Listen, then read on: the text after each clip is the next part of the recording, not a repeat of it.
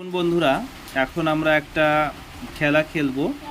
যে খেলাটা খেলতে আমাদের একটা 1 টাকার কয়েন, একটা ছোট গ্লাস এবং 1 বালতি জল নিয়েছি।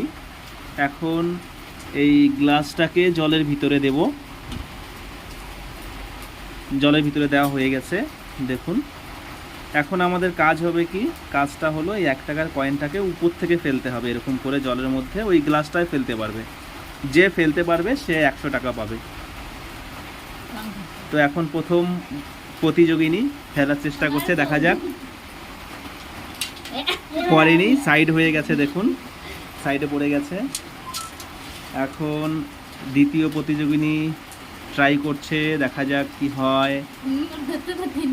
উপর থেকে, এটাও পড়েনি, এটাও সাইড হয়ে গেছে। এখন খেলছে আমাদের তৃতীয় প্রতিযোগিনী। জলটা বন্ধ হোক, একটু কমুক জল কাপা। এখন তৃতীয় প্রতিযোগিনী ফেলছে, ওনারাও পড়েনি। যাই হোক, প্রথম ট্রাই শেষ হয়ে গেল।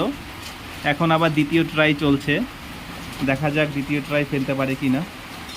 দ্বিতীয় ট্রাই পড়ে গেছে, দ্বিতীয় ট্রাইতে পড়ে গেছে, দেখুন 100 টাকা পেয়ে গেছে।